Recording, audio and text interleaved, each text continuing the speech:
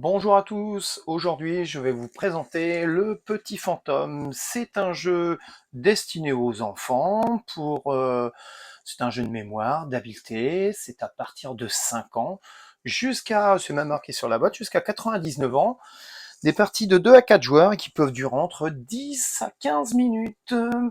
C'est tiré d'un livre de Godfrey Preubler, c'est pas facile à dire. La mécanique a été créée par Kyle Haferkamp et les illustrations, on doit ça à Frank Joseph Tripp. Il a reçu la meilleure distinction qui soit en 2005, c'est Kinderspiel des Jahres en 2005.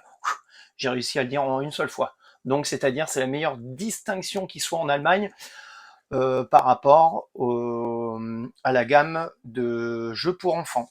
Voilà, donc nous allons voir ce qu'il se trouve dans cette boîte. Il faut savoir que ça a été édité en France aussi par Atalia. Et en Allemagne, l'éditeur, c'est Hutch.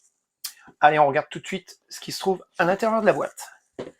Voilà, vous voyez, à l'intérieur du couvercle, il y a une illustration. On verra à quoi ça sert. 4 petites plaques pour disposer nos boulets.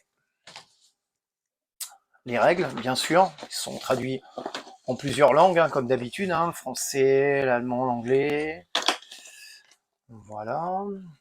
Ensuite, on a directement un petit fantôme avec son trousseau de clés, une horloge, différentes portes, les boulets, si je ne dis pas de bêtises, devrait y en avoir 14, et un petit bâton qui va nous permettre de tourner l'horloge. Vous voyez la boîte, tout sert en fait dans cette boîte.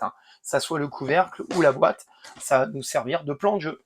Voilà, tout de suite, on va regarder ensemble comment se passe un tour de jeu.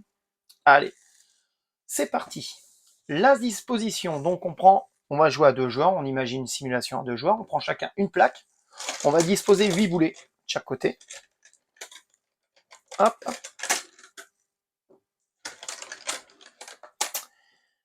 Voilà, la mise en place est faite. Et aussi, j'ai oublié une chose très très importante, c'est le speed du jeu. Donc le speed du jeu, c'est très simple, c'est un petit fantôme qui vit dans un grenier. Donc voilà, et quand les 12 coups de minuit sonnent, il sort de son grenier et puis il va dire bonjour à ses petits copains qui sont répartis dans différentes pièces dans le château. Voilà, tout simplement. Et la nuit aussi, son jeu préféré, vous allez le voir, c'est de faire rouler les boulets de canon. Voilà, tout de suite, un tour de jeu. On va commencer par le joueur de gauche. Le joueur de gauche, donc le joueur de gauche, va prendre le petit bâtonnet. Donc, je vous ai dit, les 12 coups de minuit ont sonné, il est minuit. Et on va tourner la première heure. Hop, ah, on découvre une illustration, c'est-à-dire l'entrée du château. L'entrée du château. Du coup, on prend le petit fantôme avec son trousseau et on va essayer de découvrir la case. En penchant le trousseau sur une des portes. C'est aimanté, bien sûr, donc il n'y a pas de souci là-dessus. Ah, mince, je n'ai pas trouvé la bonne porte. Quand c'est ça, je repose le petit fantôme, je repose la porte, et c'est au joueur de droite de continuer. Voilà. On retire bien sûr le petit piton, on remet l'aiguille sur 12, et c'est au joueur de droite de jouer. On retourne à nouveau à nouvelle illustration. Là, c'est une illustration, on voit qu'il y a un grenier, et il y aurait un de ses potes qui se trouve là-bas. On prend à nouveau le petit fantôme.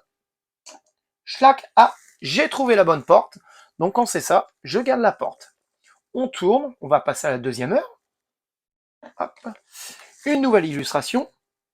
On va chercher. Allez, on va dire que c'est ici. Ah, j'ai encore bon. Bon, voilà. Troisième heure, ainsi de suite. Deuxième heure, on va essayer de trouver la nouvelle illustration. Ah, mince. Je n'ai pas trouvé la bonne. Donc quand c'est ça, on replace la porte. On calcule combien on a de portes. On a récupéré 2 portes, donc 2 portes, on estime qu'on récupère 2 boulets. Il y aurait eu 3 portes, 3 boulets, ainsi de suite. Maintenant, qu'est-ce qu'on va faire? On va replacer les portes. On va prendre le couvercle et nos adversaires vont compter jusqu'à 10. Le but du jeu, ça sera de mettre le plus de boulets possible dans les cercles. Hop. Je suis pas très habile. Allez, en admettant que les 10 sont passés, les 10 secondes sont passées, Une boule, il y a un boulet, j'ai pas réussi à mettre. Quand c'est ça, je le récupère sur mon plateau et celui-ci est éliminé, il retourne dans la boîte. Ainsi de suite, on repasse sur le joueur de gauche.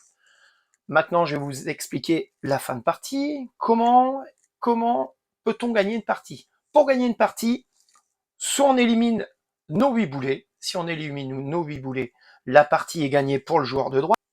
Ou alors, il y a une autre solution, c'est en ouvrant 6 portes d'affilée, c'est-à-dire arriver à la 6e heure et ouvrir une 6e porte. Voilà les deux seules manières de remporter la partie. Il y a aussi d'autres variantes, si on joue avec des adultes. Là, le but du jeu, ça sera de retrouver 12 illustrations d'un coup.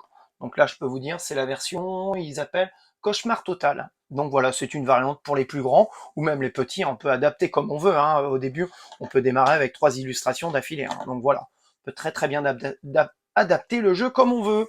Voilà, en tout cas, je vous remercie beaucoup, et puis je vous dis à la prochaine pour un nouveau jeu. À bientôt!